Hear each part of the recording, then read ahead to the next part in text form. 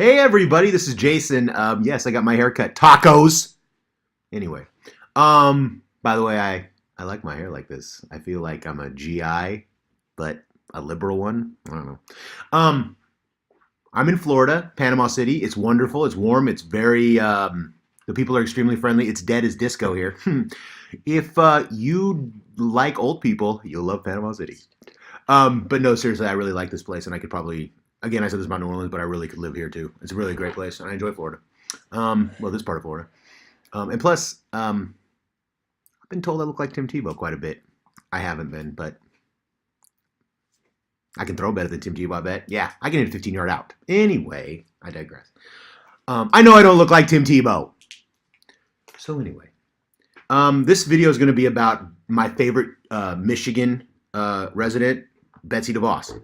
Of course, she is the sister of Eric Prince from Blackwater. She is second generation rich. Her father made a bunch of money in manufacturing in Michigan, and now she thinks that her opinion matters more, and not being educated about historically black colleges or racism or why public schools even exist or anything apparently is fine with her because she's rich. She doesn't need public schools. Her kids never have gone to public school. She never went to a public school. So what the fuck would she need it for, right? Well, that's fine. But now she's in a little bit of a hot water, and not as much hot water as I think she should be in, about the reason historically black colleges exist. The reason historic black colleges exist is because white people wouldn't let them go to fucking college. So they filled a need, right? But Betsy DeVos somehow, the education secretary, somehow didn't even bother to Google this. Which is shocking to me because, you know, we all carry around these things. They're called cell phones, and they mostly, and I know she's wealthy, so she probably doesn't have a problem. Like, she's probably got plenty of data. She probably could afford the data package that she would need to check facts on Google. Like some of us, you know, we run out of our data and we're like, you know what, I'm going to have to go to a public library. Or I'm going to have to get out the laptop. But not Betsy DeVos. I'm sure she has the money to not have that problem. But Betsy DeVos is, like so many rich people, she doesn't understand class warfare.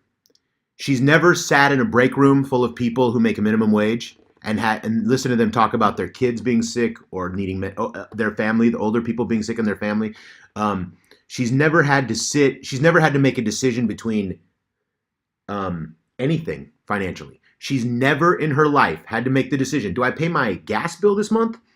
And she lives in Michigan, so it gets cold there. So she obviously has heat, and in the summertime they use air conditioning. And so many people in Michigan, Flint, Detroit, other places, have had to actually make decisions about, you know, do I pay the water bill? Do I pay, which in Flint, you know, what is it, one in 5 kids has lead in their system because of that, but that's a digression. Betsy DeVos has never had a bad day in her life.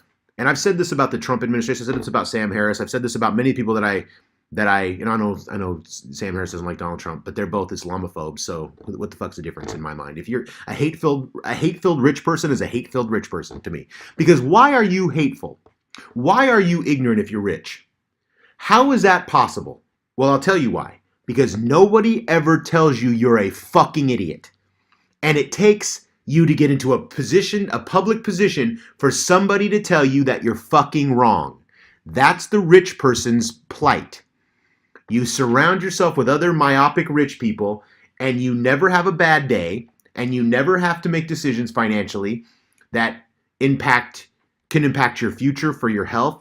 How many people eat shit foods from grocery stores and feed their kids that stuff because they can't afford fresh vegetables? They can't afford food, so they have to buy macaroni and cheese because it's got to last the month.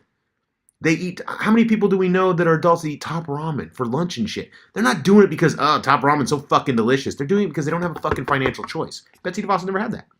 So when her ignorance about historical black colleges was tremendous to me, tremendously obvious to me, because that's who she is. All of these people, Trump, DeVos, Kellyanne Conway. I don't know if you saw the picture of her sitting on the couch with her, like she's 13 fucking years old with all of these black leaders, and she's sitting there tweeting like a 13-year-old fucking myopic fucking teenager. You are the main advisor to the President of the United States. First of all, get some fucking cream rinse for your hair, all right? I mean, what did they say on Saturday Night Live? She looks like 15 minutes after prom ended. That's what she looks like to me. And to sit there and show such goddamn disrespect, I've followed politics. I'm 40 and I've followed politics my whole life. And I've never seen such a willful disrespect, ignorance in the White House. I've just never seen it. You know, cameras are around you taking pictures, and you're not smart enough, you're not self-aware enough to know what you're doing is completely fucking batshit crazy. And it goes to Kellyanne Conway's obviously on beta blockers or she's on an antidepressant. Ever watch her do stand-up? She was on a celebrity show doing stand-up, and she was good at it because she's not afraid to go in front of a crowd because she's on beta blockers. She's on something that makes her not be nervous. Something, because she's always like this, and she's talking, and she doesn't even 5 minutes of sleep, mumbling, and the president. That's Kellyanne Conway. So, and of course, Trump fills his cabinet with rich people and successful people and conservatives because Donald Trump believes that if you're rich, you're smart. So he believes that Betsy DeVos, because she inherited her wealth, is smart. Betsy DeVos didn't earn a fucking thing. Betsy DeVos didn't grind out for 30 years of her life. She inherited her money from her daddy. She's part of this is why America used to have, the estate tax. Remember that? Remember all that shit that went on in 2000, Bush changed? Rich people used to, and even before then, they used to have to pay, during when FDR was president and afterwards, and it got changed, you used to have to pay like virtually, I don't know, what was it, 70% tax after you die? You couldn't inherit wealth like you can now. Because it's not fair for you, rich person, to inherit all your money, and then other non-rich person, me, you listening, we're not even. We're not equal. We don't start on the same footing. We go to public schools. We use Medicaid and Medicare. We use social programs. We use public parks. We use public facilities. They don't. Betsy DeVos doesn't fly into public airports. She's probably never gone grocery shopping in her life. Do you think Betsy DeVos has ever gone grocery shopping for her family? I don't mean going to the fucking store and picking up a fucking, a couple of things. I mean, really budgeted out and gone grocery shopping for her family. Of course she hasn't. She has cooks and servants. And this is why she didn't know shit about the historically black colleges. Because she's willfully ignorant, and she has surrounded herself with other completely myopic rich people. By the way, I'm going to say this. Betsy DeVos is a fucking racist. Like everybody else in the Trump White House. Okay? If you haven't noticed this by now, Donald Trump actually, the black person he has surrounded himself with? Think about this. Omarosa. She won The Apprentice, or I don't even know if she won The Apprentice. That's who his black person is, a contestant on The Apprentice. Oh, and the other one is Ben Carson. Ben Carson, who is a I guess he's a doctor. Would you let that do work on your brain? Now he's head of HUD, Housing and Urban Development, which is great because it's Trump. Trump obviously thought he would be qualified for it because it has the word urban in it, and he's black. Trump is a racist piece of shit. And I don't know if he's anti-Semitic, but I'm guessing he is, which is hard for me to believe that somebody in New York that deals with New York real estate would be an anti-Semite. But he is. He hates Muslims. He hates Mexicans, he hates black people, and he hates you. Because you are not wealthy. Unless you applaud him, and then he'll bring some crazy motherfucker up from the crowd who salutes a cardboard cutout of Donald Trump every day. Remember that weird fuck?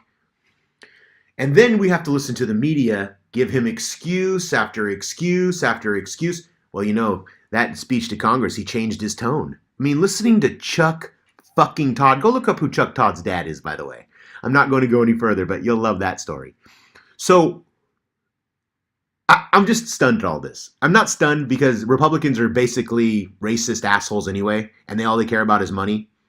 The only black people they've ever seen are professional athletes. So they didn't grow up in the hood. They didn't grow up with poor people. I grew up with every kind of minority. I grew up with every kind of poor person, every color. I know people who've come to this country, went to work at a business, didn't speak any English, and have taught themselves English by being in this country. They make Betsy DeVos, their will, their passion, their tenacity, their work ethic, a person like Betsy DeVos has no concept of.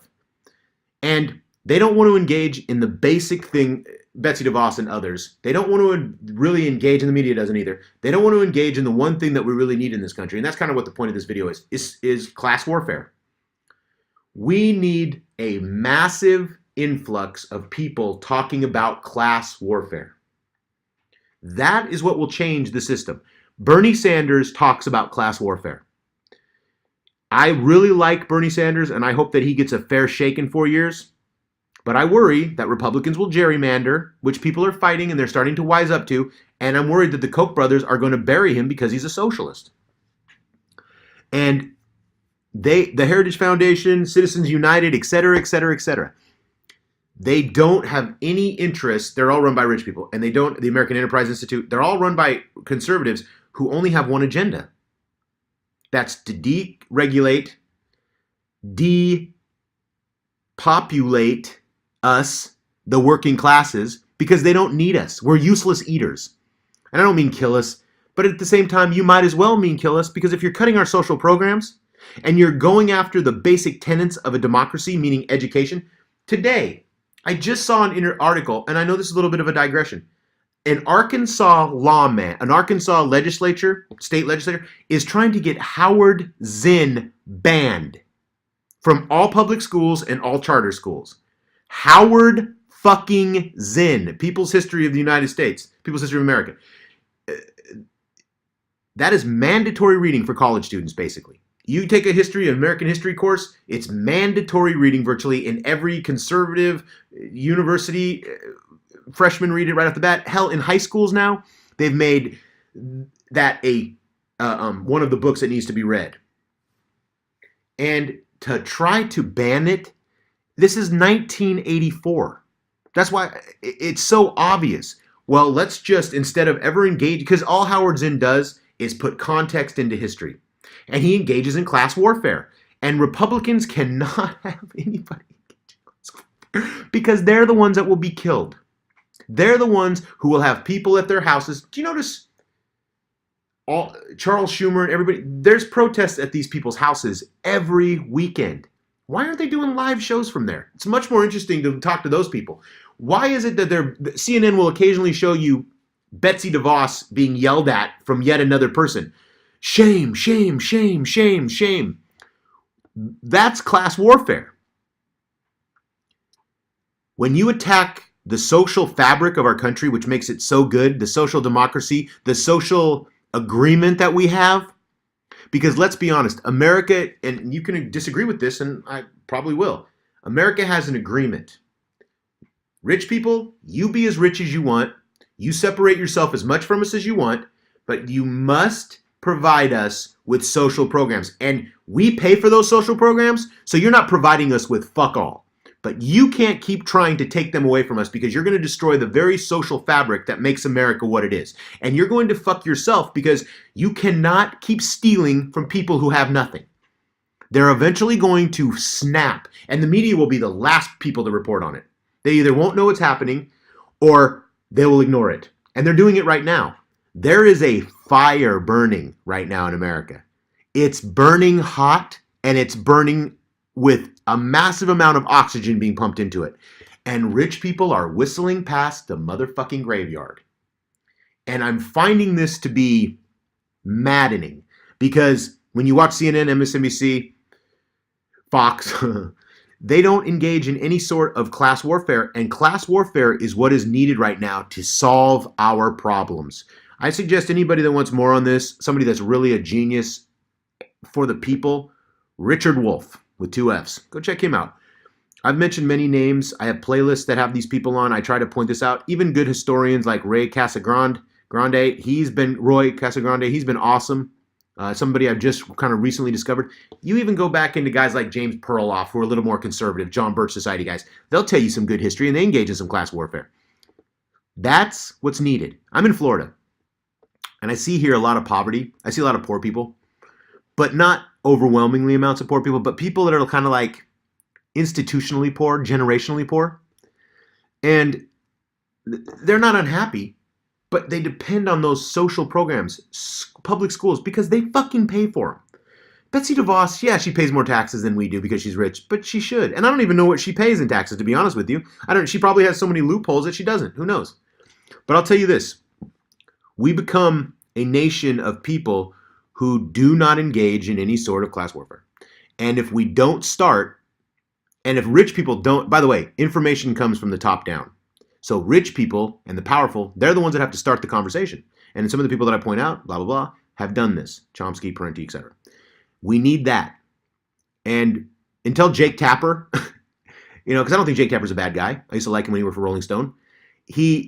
Until Matt Taibbi, until any New York Times, Wall Street Journal, until they engage in class warfare, the understanding and the change will never come. And it's going to swell and swell and swell, and then the media will be the last to report on it. It'll be like the Berlin Wall falling. The last people to know about it were the CIA. And it's going to be the same thing. Oh, why are they lynching? Why are they lynching Bill Gates? Why is Bill Gates' house on fire? Well, I don't know. It must have been an accident. That's the kind of shit that's going to happen. Until it happens, until we engage in this until we engage in class warfare, we're fucked. And we are doing it. The subscribers on my channel do it all the time. I do it. I know other people that do it. But until it comes from the top down, the system, these people are cutting their own throats and they don't realize it. And rich people, there will be a time where they're going to pay. So keep trying to privatize, keep deregulating, keep trying to take social programs away, and we'll see how that works out for you rich people. If you're smart and you want to stay rich, engage in class warfare and help out the poor. Help out the middle classes, what's left of them. Thank you for listening. And class warfare is the only warfare we should be engaged in.